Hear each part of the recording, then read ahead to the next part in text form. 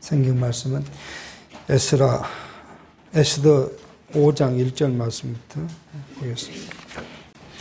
제3일에 에스더가 왕후의 예복을 입고 왕궁 안뜰 곧 어전 맞은편에 선이 왕의 어전에서 전문을 대하여 보좌에 앉았다가 왕후 에스더가 뜰에 선 것을 본즉 심히 사랑스러웠으므로 손에 잡았던 금홀을 그에게 내미니 에스더가 가까이 가서 금홀 끝을 만진지라.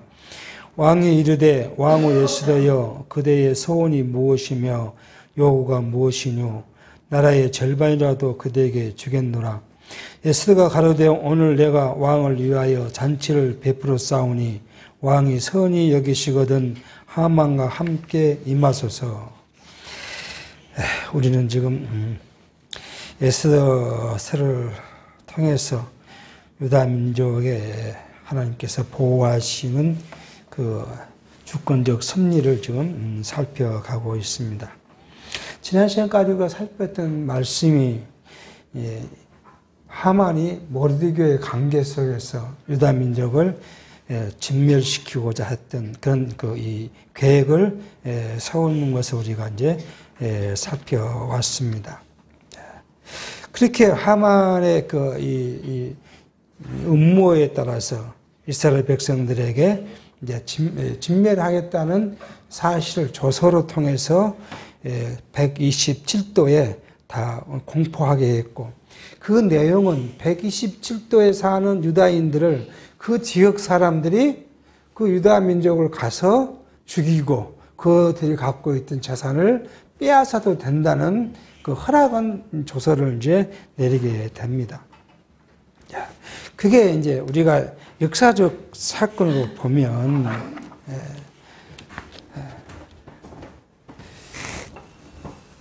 지금 BC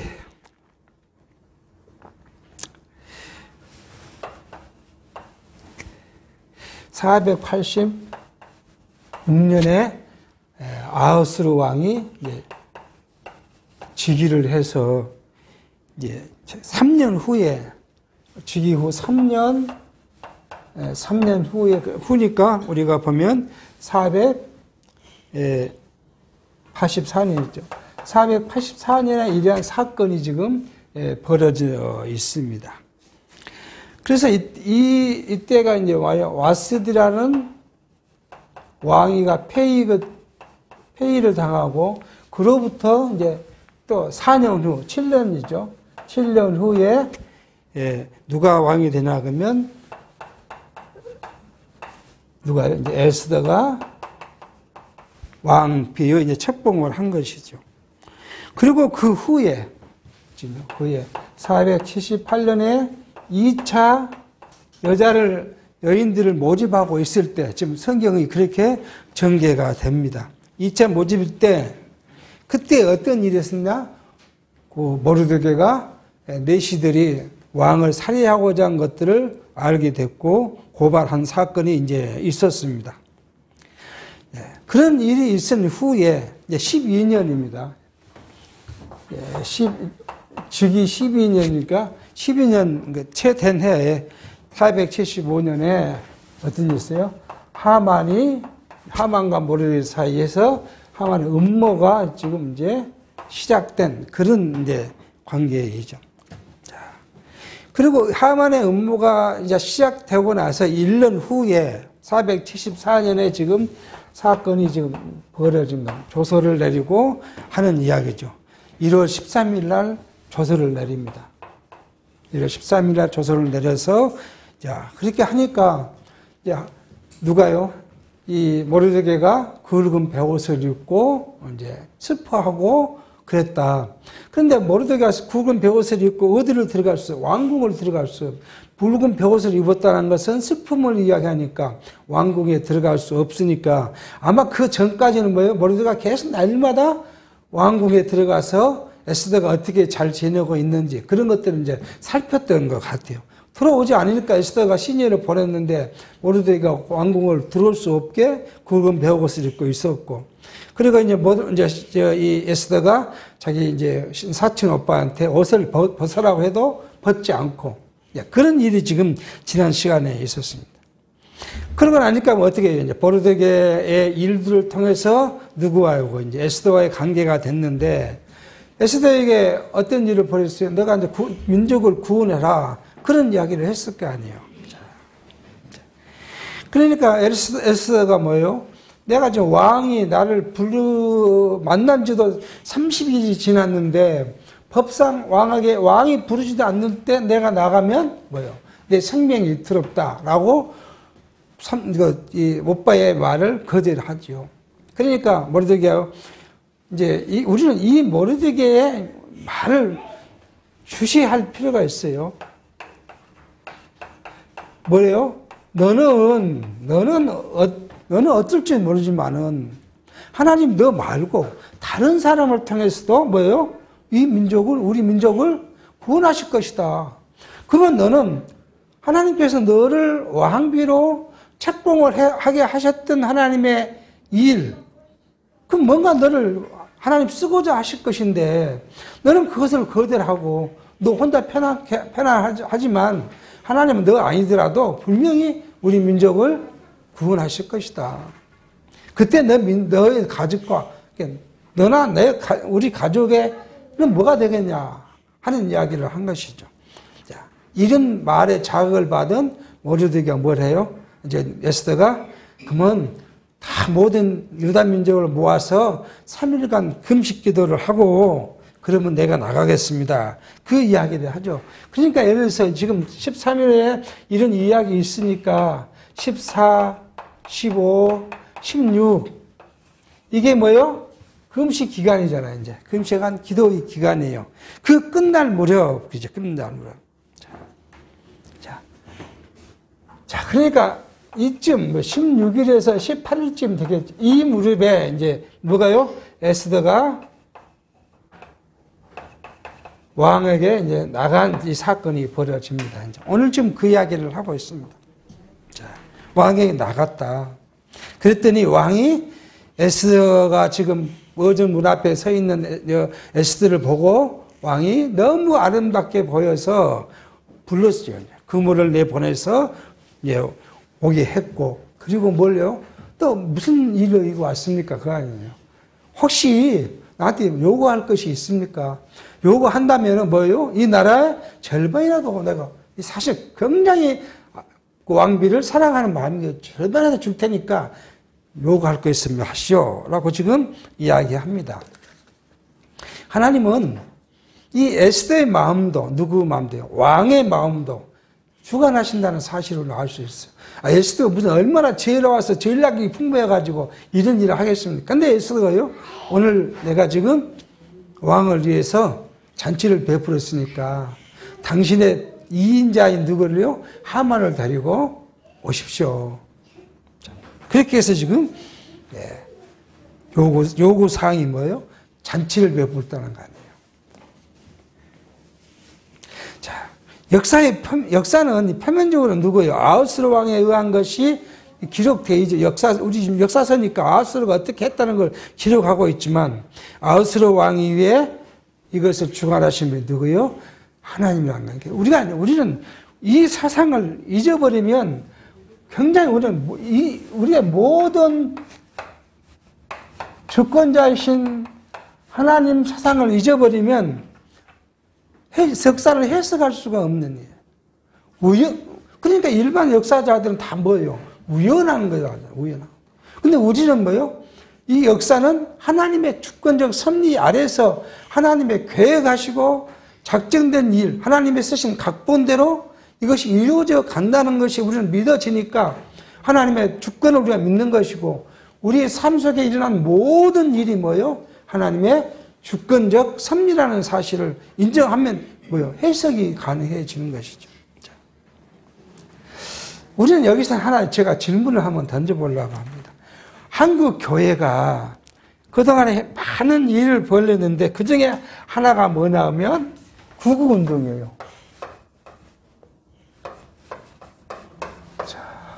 이게 과연 기독교가 표방한 구국운동이 성경적일까? 그런 우리는 한번 의문을 던져볼 필요가 있습니다. 물론 우리가 국가와 민족을 이해하지 말라는 거예요. 염려하지 말라는 그 이야기는 아니에요.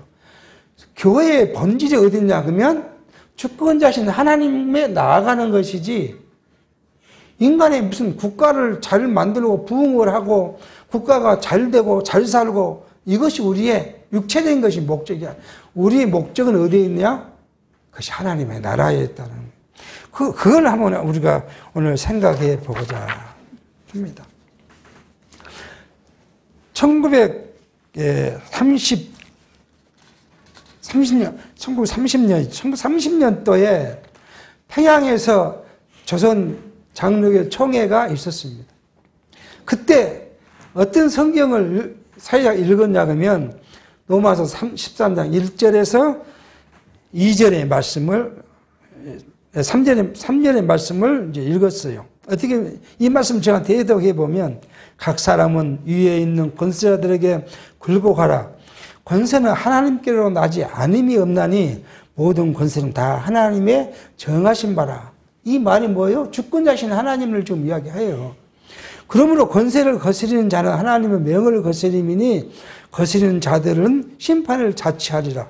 관원들은 선한 일에 대하여 두려움이 되지 않고 악한 일에 대하여 되나니 내가 권세를 두려워하지 아니하느냐? 선을 행하라. 그리하면 그에게 칭찬을 받으리라. 그 말씀을 당독을 하고 우리는 누구 앞에 순복해야 돼요?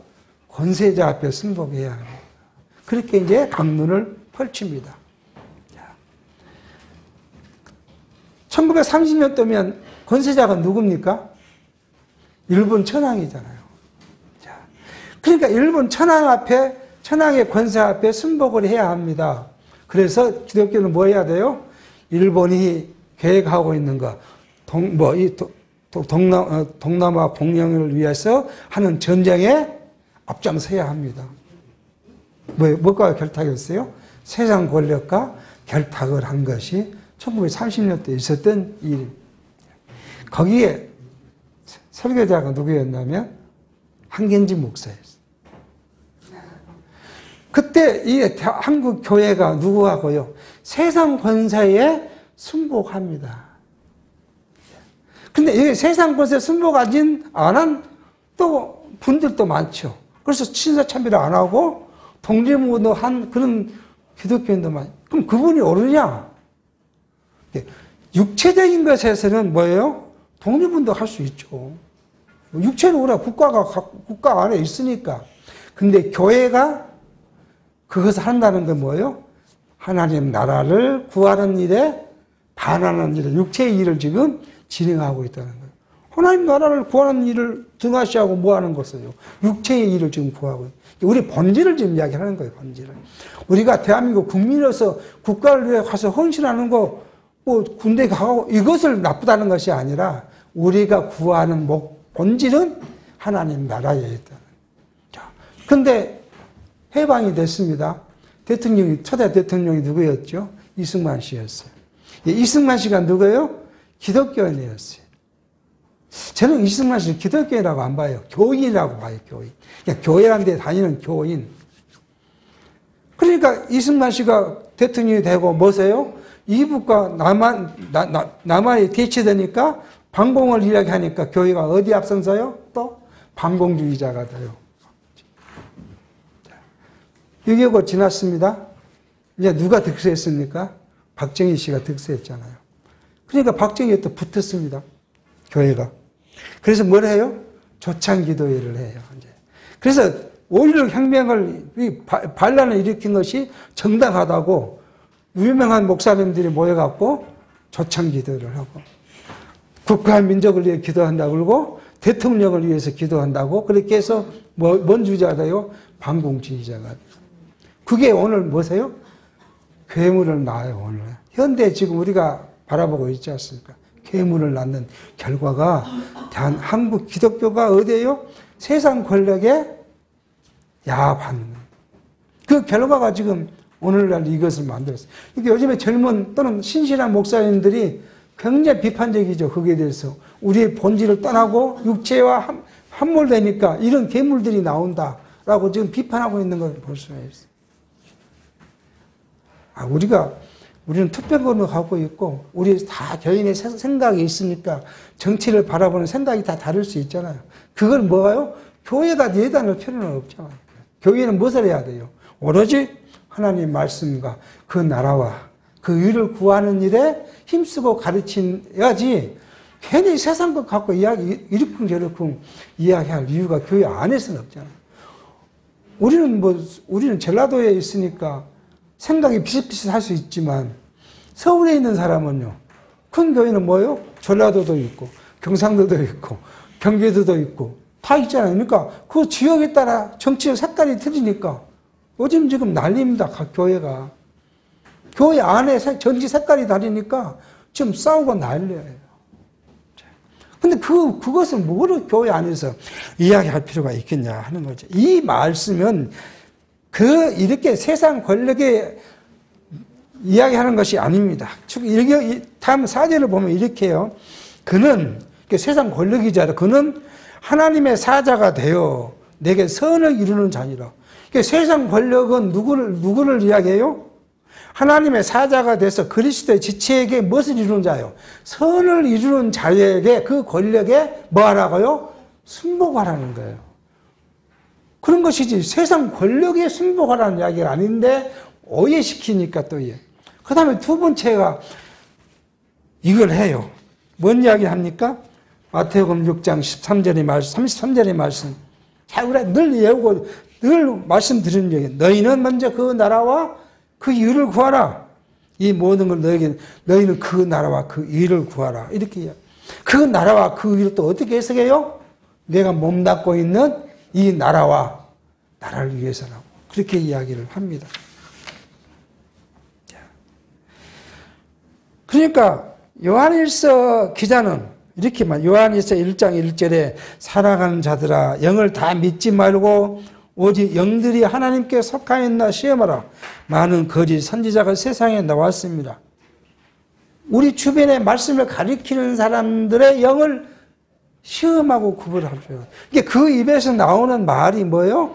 하나님의 영에 의한 것인지 사단의 영에 의한 것인지를 구별하라고 지금 요한 사도는 그렇게 이야기를 합니다. 그래 놓고 뭐예요?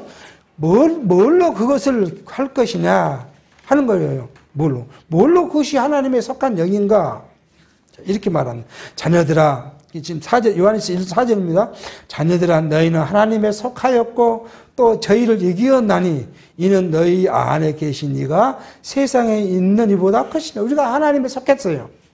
그러면서 5절에 아주 놀라운 말을 합니다. 저희는 누구예요? 세상 사람들은 그 말이에요. 세상 사람들은. 세상에 속한 거로. 세상 사람은 세상에 속한 거로. 세상에 속한 말을 하매 세상이 저희 말을 듣느니라. 왜 지금 그 난리를 치는 것을 따라다닐까요? 의문이잖아요. 지금 우리가. 어떤 목사라고 하는 사람은 하나님 네 까불면 죽어 나한테 이렇게 해도 그거를 따라가는 사람들이 왜 따라갈까요? 우리 의문이잖아요. 그 사람도 자기 이름 뒤에 목사라고 붙이고 그런데.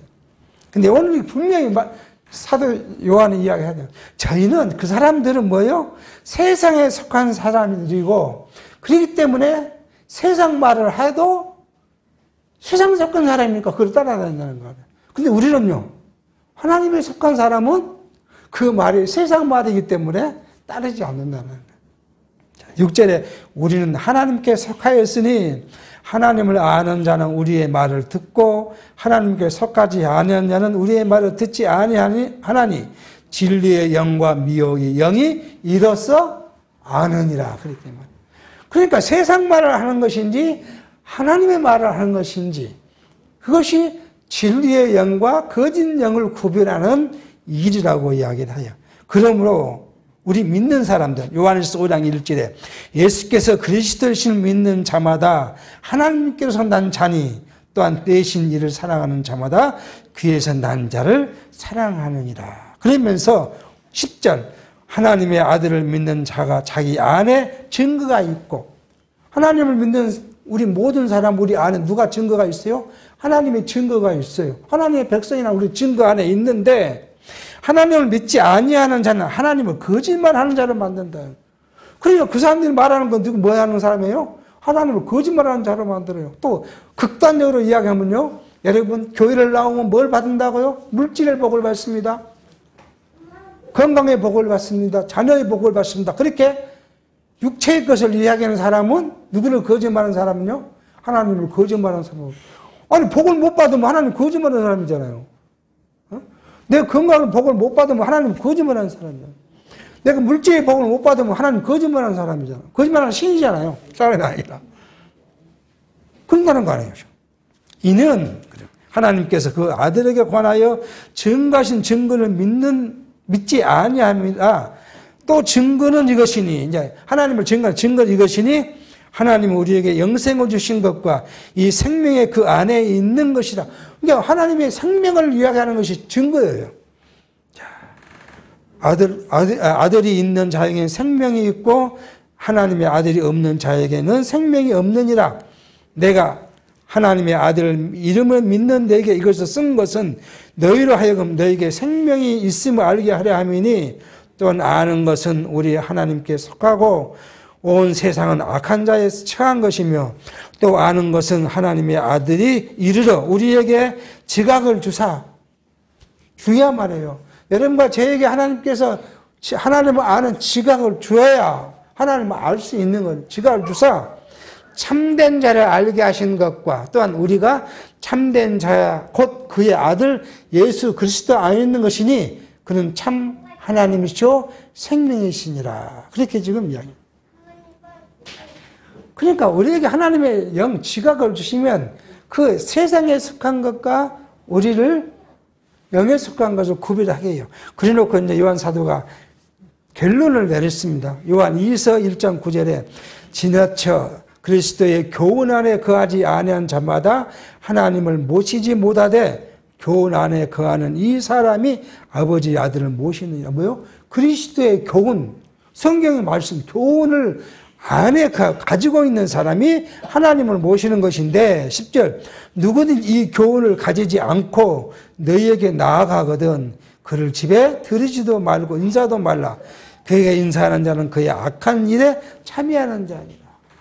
그러니까 세상 것을 유혹하고 세상 것을 가리키는 자하고 우리가 어떠냐면 교제도 하지 말라는 거예요. 교제도. 왜요? 그건 세상에 속한 사람이고 우리는 어디에 속한 사람입니까요? 신령한 영에 속한 사람이니까. 자, 근데 이렇게 한 것을 우리는 바울을 이렇게 말해요. 중요한 거예요.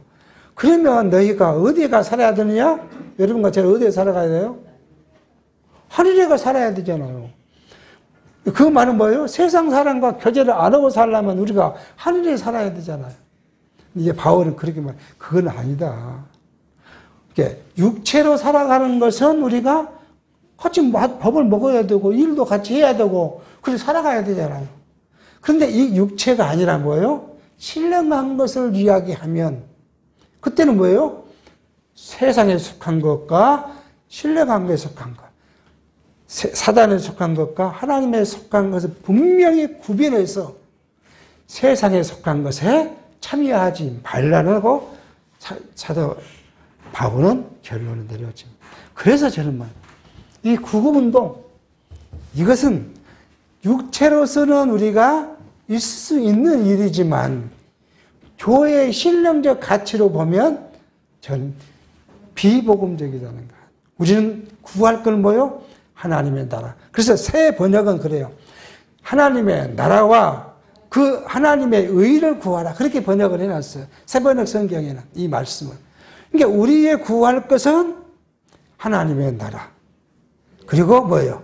우리가 하나님 나라의 백성으로 세우시는 그리스도의 의를 구하는 것이 오늘 여러분과 제가 오늘 모여서 구할 일이고, 세상 것은 교회가 할 본질이 아니다. 라는 것을 우리가 한번 생각해 보면서 이 구구운동을 한번 생각해 봤어요. 지난 시간에 말씀드렸지만, 그래서 이게 뭐라고요? 16절에 금시간 후에 규례를 어기고 왕에게 나가리니 뭐라고요? 죽으면 죽으리라. 이렇게 에스더가 한 이 말씀이 뭐예요? 요 구구운동의 시작이에요. 그러니까 이것은 계속 반복되지만 육체의 일이기 때문에 육체는 육체의 것 안에 속한 것이고 오늘 우리가 신령한 하나님 나라의 백성으로서 하나님께 예배하고 하나님을 경외하고 하나님을 섬기기 위한 그의 말씀을 공부하는 과정에서는 뭐예요? 육체의 본질은 그것은 우리 것이 아니다 하는 사실을 지금 한번 생각하면서 지금 이 말씀을 들어가고자 합니다. 그 본질을 다시 들어가 보면요. 아하스로 왕은 하나님의 사용하시는 도구라는 거예요. 아하스로 왕. 지금 이 하나님의 주권자이신 하나님께서는 누구로요? 아하스로의 왕을 뭘로 삼으신 거예요? 도구로 삼으신 거예요. 그래서 하나님께서 계획하신 역사 속의 일들을 진행시켜 가는 거예요. 이게 하만도 하나님의 도구자고요. 아하스로도 도구자고요. 에스더도 도구자고요. 모르드게도 다 도구자고. 여기 성경에 나온 모든 사람이 뭐예요? 하나님이 사용하시는 도구예요. 이 말 다시 오늘 우리로 오면은 여러분과 저를 하나님의 도구로서 우리 교회를 세워 가시는 거예요. 또 옆 교회로서 그분들을 그 도구로 그걸 세워 가시고 저쪽은 저쪽대로 도구로 세워 가셔요. 자, 그렇기 때문에 우리는 다 하나님 앞에 사용되는 도구의 일이에요. 자, 그러면 우리가 뭘 해야 돼요? 성경은 우리가 그러면 너희가 하나님께서 너희를 쓰시고자 하는 일에 쓰임을 받도록 뭘 해야 한다고요? 중요한 일을 합니다. 우리에게 예비하라고 해요. 예비하고. 그러니까 우리가 공부하는 것도 하나님의 쓰신 도구에 예비하는 것이고요. 직장생활을 하는 것도 하나님의 쓰신 도구에 예비하는 것이고요. 결혼하는 것도 하나님의 쓰시는 도구로서 우리에게 예비된 일들이고요. 자녀를 낳는 것도, 자녀를 양육하는 것도 다 하나님의 쓰시는 하나의 일을 예비하기 위한 방편이라는 거예요. 나를 드러낸 것이 아니라 하나님의 일에 들춰내기 위한 일이라는 사실이에요. 그러니까 우리가 지난 시간에 말씀했지만 우리가 오늘 여기 모인 것도 필연이고요. 우리가 우리 가정을 이룬 그 남편과 자녀도 필연이에요.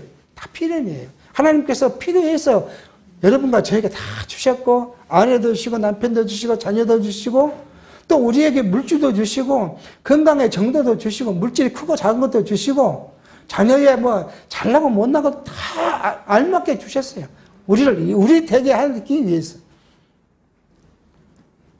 그러면 우리가 불평하고 그럴 이유가 없어요. 단지 과정은 달라요.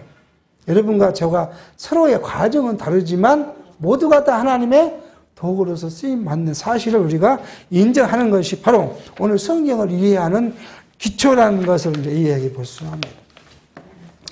5절입니다. 왕이 가로되 이제 잔치에 갔죠. 왕이 가로되 에스더의 말한 대로 하도록 하만을 급히 부르라 하고 이에 왕이 하만과 함께 에스더의 베푼 잔치에 나아가니라. 잔치에 술을 마실 때 왕이 에스더에게 이르되 그대의 소청이 무엇이뇨? 고록 허락하겠노라. 그대의 요구가 무엇이뇨? 나라의 절반이라 할지라도 시행하겠노라. 에스더가 대바에 가로되 나의 소청 나의 요구가 이러하니이다. 내가 만일 왕의 목전에서 은혜를 입었고 왕이 내 소청을 허락하시며 내 요구를 시행하시기를 선히 여기시거든 내가 왕과 하만을 위하여 베푸는 잔치에 또 나오소서. 내일은 왕의 말씀대로 하리이다. 궁금하게 만듭니다. 궁금하게. 그렇죠? 분명히 왕은 지금 에스더가 이야기하는 것이 뭘로 해석할 수 있어요? 물질적으로 뭔가 나한테 요구할 것 같다 라고 생각을 하고 지금 이야기하는데 또 이야기를 하루 더 왜 그럴까요?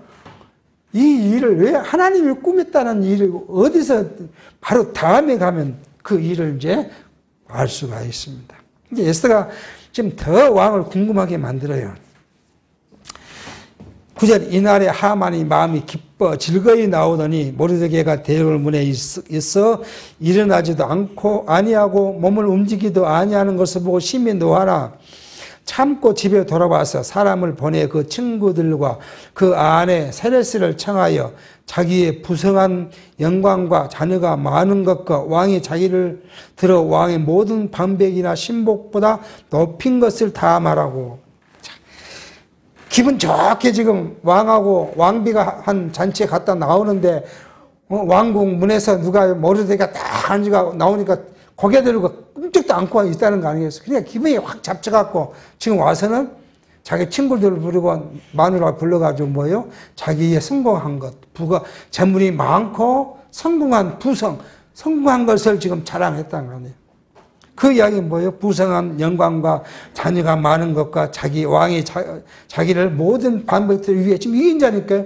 세운 것들을 지금 다 말하고, 또 가라데 왕후 에스더가 그 베푼 잔치에 왕과 함께 오기를 또 다음날 오기로 했으니까요. 허락을 받은 자는 나밖에 없고 내일도 왕과 함께 청함을 받았느니라.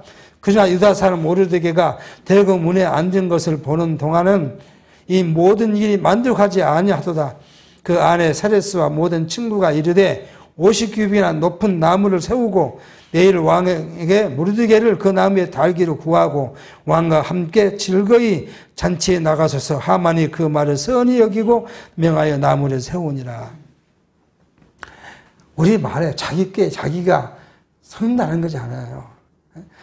그러니까 옆에 뭐예요? 이 악한 사람 옆에는 악한 말을 하고 악한 의견을 내는 사람이 수두룩이 맞게 돼 있어요. 그게 세상 악한 사람들 살아가는 방식이고, 하나님의 그렇게 해서 악한 자는 어떻게 해요? 멸망시키는 방식이에요. 그러니까 그냥 참으십시오. 그렇게 한 것이 아니라 그 괘씸한 놈 죽이는데 그냥 죽이지 말고요. 높은 장대에 달아서 죽이십시오. 그러니까 하만이 이 말을 어떻게 했다고요? 아주 좋게 하기 위해서 나무를 달았다. 그렇게 지금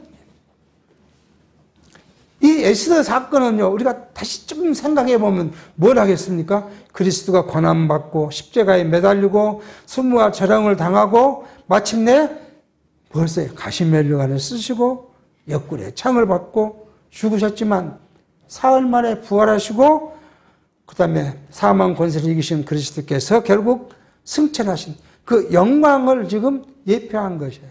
우리는 이걸 쭉 앞으로 민수기가 어떤 일이 있었어요? 이스라엘 백성들이 하나님을 모세를 원망하고 하나님을 원망하니까 불뱀을 보내가지고 물어 죽이게 했어요.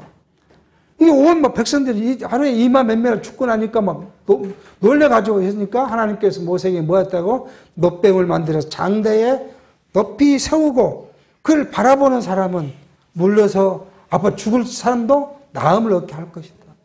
약속하시고 놋뱀을 바라봤더니 출하가 됐다고 민수기에 이렇게 이야기를 합니다. 이건 뭐예요? 장체 나무에 달르실 그리스도를 향해. 왜요? 유대의 한 것은 뭐예요? 사형을 어떻게 해야 돼요? 돌로 쳐서 죽이는 거예요. 참 잔인하죠? 유대의 사형 방식은 잔인해요. 자, 밖에 사형 사람이 하나 있어요. 그냥 사형을 집행하는 사람을 딱 죽여버리는 것이 아니라 그 뒤에 있는 모든 사람 오라 해서 뭘 해야 돼요? 다 돌을 갖고 와서 하나 이렇게 찍어 죽이는 거 아니에요? 얼마나 잔인합니까?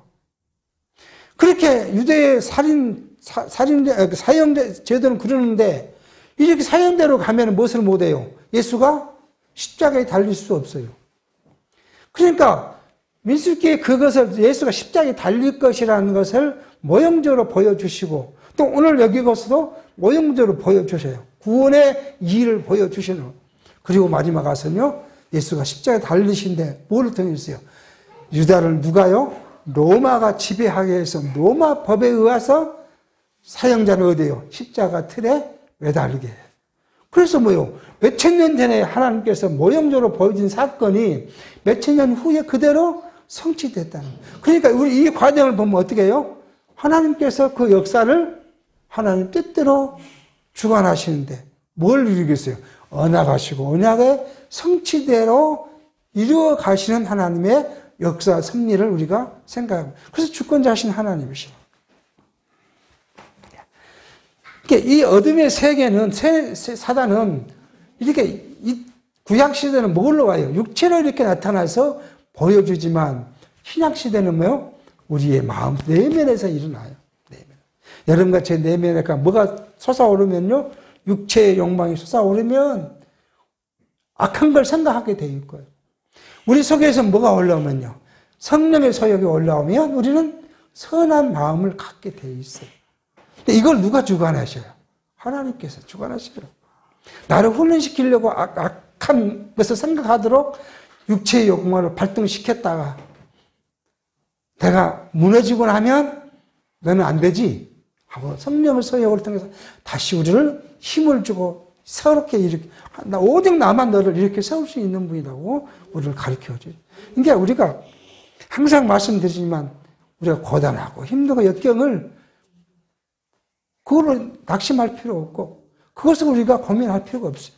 또 우리 하나님은 이걸 주시면 그 다음에 또 이것도 주실 것이니까 그걸 바라보면 돼요. 우리는 그걸 바라보고 하나님의 뜻을 구하면 됩니다. 자, 6장에 갑니다.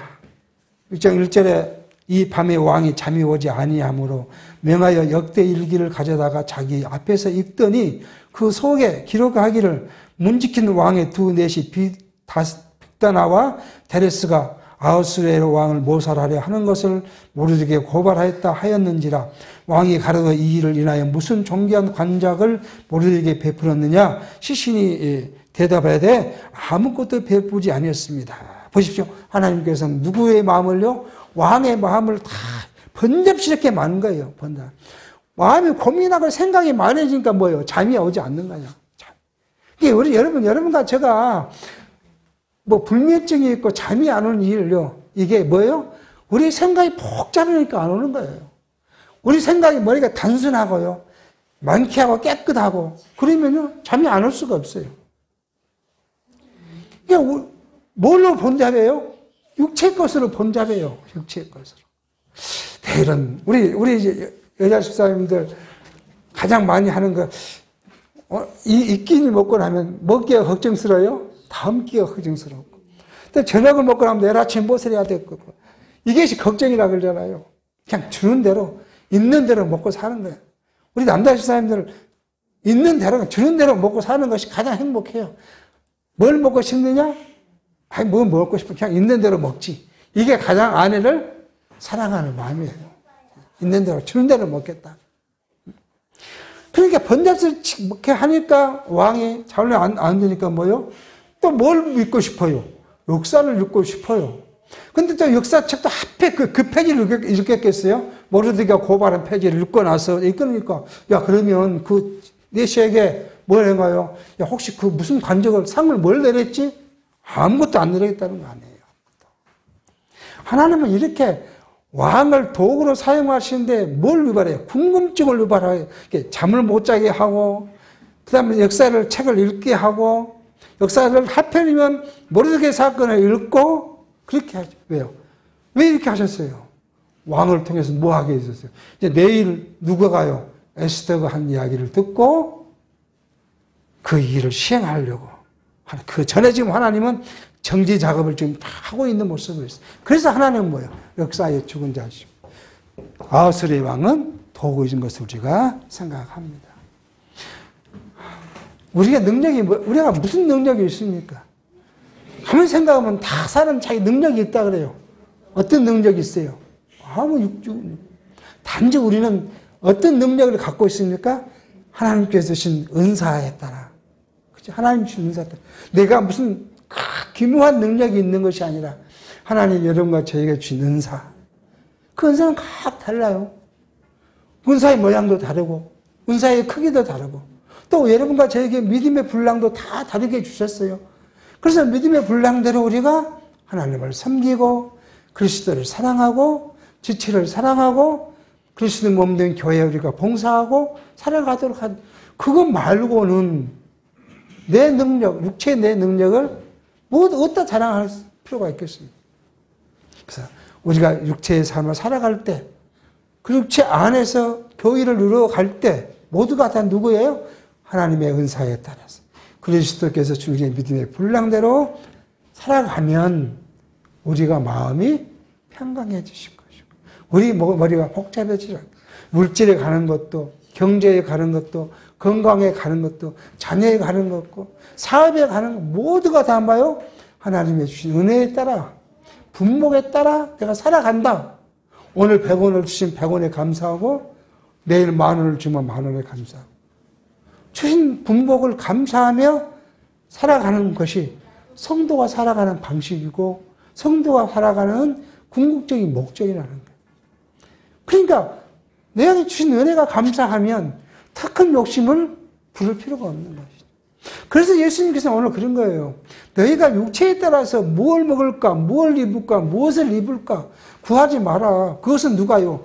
육체에 속한 사람들, 세상에 속한 사람들이 하는 일이고 너희는 먼저 그 하나님의 나라와 그 일을 구하면 너희가 육체로 죽이지 않기 위해서 오늘 일용할 양식을 줄 것이고 내일도 일용할 양식을 줄 것이고 오늘 입을 옷도 줄 것이고 내일 거할 곳도 줄 것이니까 그것은 하나님 아버지께 맡기고 너희는 하나님의 나라와 그 의를 구하고 그것으로 평강을 누리고 그것으로 기뻐하며 하나님을 경외하며 살아라. 이것이 하나님이 오늘 여러분과 저에게 주신 특권입니다. 세상 사람에게 이건 주지 않았어요. 그러니까 세상 사람 날마다 걱정하고 근심하고 살아야 돼요. 더 줘도 근심하고 걱정하고 더 건강해져도 근심하고 걱정하고 물질을 더 줘도 근심하고 걱정하는데 우리는 그걸 다 안 줘도 우리는 뭐예요? 만족한 삶을 살아갈 수 있는 방식이 뭐예요? 하나님께 주신 분복에 감사하며 살아가는 것. 이것이라는 것을 오늘 생각해 보게 합니다. 기도하겠습니다. 하나님 아버지, 하나님의 은혜가 지극한데 우리는 육체로 무엇을 바라볼 때는 부족함이 많았기에 욕심을 부려봤지만 손에 잡힌 것은 하나도 남지 않았던 우리의 경험을 생각해 봅니다. 그러므로 앞으로 남은 삶을 우리가 하나님의 주신 분복에 감사하며 감격하며 살아가게 하시고 하나님의 주신 하나님의 나라와 그 의로 만족하는 삶이 되어지도록 성령이 우리를 인도하시고 함께해 주시옵소서. 예수의 이름으로 기도하옵나이다. 아멘.